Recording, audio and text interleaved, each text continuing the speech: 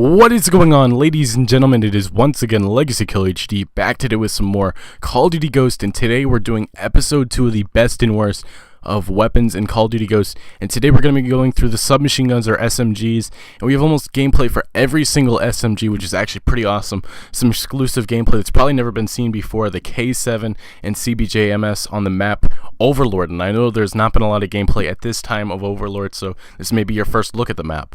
Anyway, guys, we have a lot to go through. Make sure you smack the like button at the end of the video if you do enjoy or find any of this information informative, and also make sure to tell me what are your favorite SMGs of Call of Duty Ghost yet so far, and tell me what your worst submachine guns are. What do you think is going to be the worst SMG in Call of Duty Ghost? We're going to start with the VEPR CRB. It is a weapon in extinction, obviously the new game mode, which is alien based, and it's a fully automatic and has the highest penetration and damage in its class. Some attachments are the holographic sight, the red dot sight, the silencer, armor piercing, extended mags, and select fire. It shoots automatically, and the round size is 36 bullets. So this weapon, actually, we've seen a lot of gameplay for it. It looks very nice, it looks very awesome, it looks very fun to use. We obviously have seen it in a lot of Call of Duties before this. I believe it was in Black Ops 2, I think MW3 and MW2, at least there was versions of the VEPR. And you know, it's never been exactly that top weapon at its bracket. I think this may be the Call of Duty that it is at its best. It will be the best weapon, best submachine gun of Call of Duty Ghost. But obviously, I'm going to go down the list, and I'll probably go at the end, tell you guys what is the best submachine gun in my opinion. So now let's move on to the VEPR. The VEPR's description is a fully automatic in its largest ammo capacity in its class, with a low recoil. That's a bullpup submachine gun, and some attachments are the thermal scope, hybrid optic, ACOG sight, muzzle brake, red dot sight, foregrip, and rapid fire. And obviously we've only seen a little bit of gameplay of this, but this weapon looks very interesting. It kind of has a COD 4 feeling towards it. I don't think it's gonna be one of those top-notch submachine guns in this game, but I do think it's going to be very, very versatile, and I think a lot of you guys will be seeing many players using it. I just don't see it at its top, but definitely is an interesting weapon to try out at least. Now let's get to the K7. It has an integrated silencer. What it means by integrated is that there's a permanent silencer on there. It does not count as an attachment, so you can put other attachments on it. So say if you only have space for maybe one attachment for your submachine gun, the silencer will not count because it's already on it and you cannot take it off. So you may want to add, you can add something else, maybe like a red dot or stock or something. And we've seen, and this is actually some exclusive gameplay here on Overlord. It looks very interesting. This is obviously against bots. I want to make sure you guys do realize that this isn't against actual players, but it does look like a very interesting weapon. I think it looks very nice in this gameplay, but I just don't think it's going to be one of the top weapons in Call of Duty Ghost. You know, I think there's just better submachine guns, and you guys will find this gameplay to be very interesting just because it looks very powerful. It does look powerful, but this is, once again, it is against bots, and I don't think we've seen a lot of weaknesses out of this weapon yet. But we'll have to see, but I don't think it's going to be one of the top weapons. Now let's get to the MTAR X. Obviously in Black Ops 2, we thought this was going to be one of the best weapons, at least I did personally, and it sadly was not. And it is a fully automatic and has longer range with moderate recoil. And another description of this actually says it's a select fire capable all-purpose weapon that is effective at any range, and it's a fully automatic submachine gun. The round size is 38 bullets, and some attachments are the red dot sight, silencer, foregrip, ACOG sight, and the holographic sight. This MTAR, actually, once again, I'm sadly going to have to say it's going to be one of the best. I think it is going to be one of the best. For a submachine gun, I think this is going to be the best range weapon. So if you're on one of those bigger maps, I think you'll be able to use this a lot better than some of the other weapons that have some smaller range, I guess you could say. But MTAR X, it looks very impressive so far, but anything can change with a patch or an update.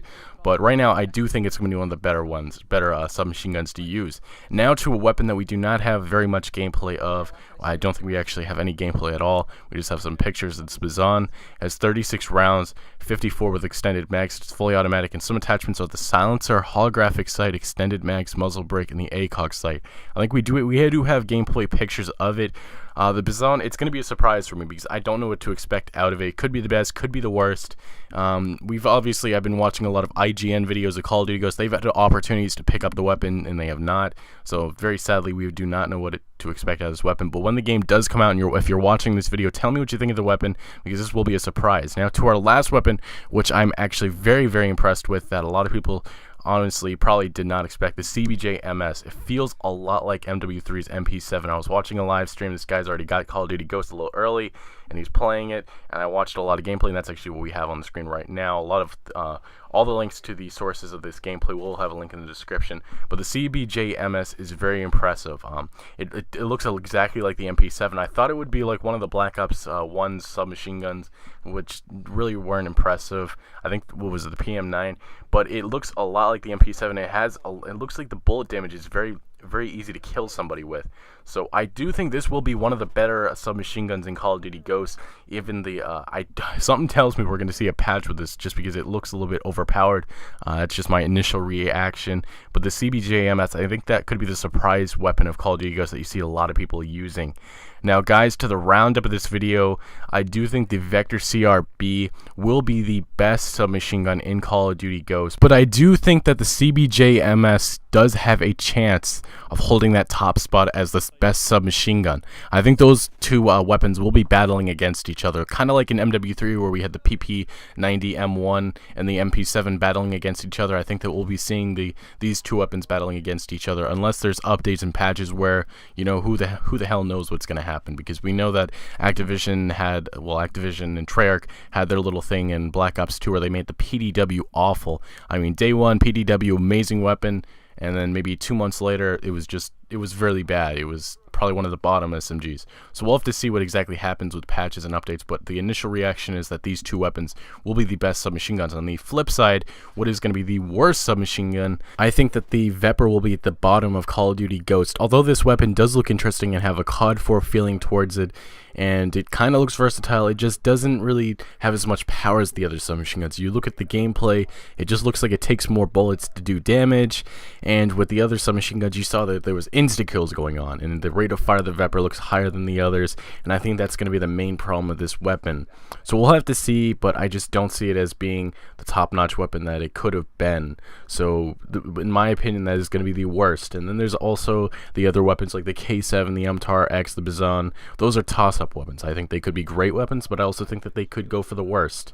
But anyway, guys, that is my opinion. Make sure you tell me in the comments what your favorite and worst submachine guns are in Call of Duty Ghosts, because obviously when a lot of you guys are going to be watching this video, you probably already have had your hands-on experience with this game.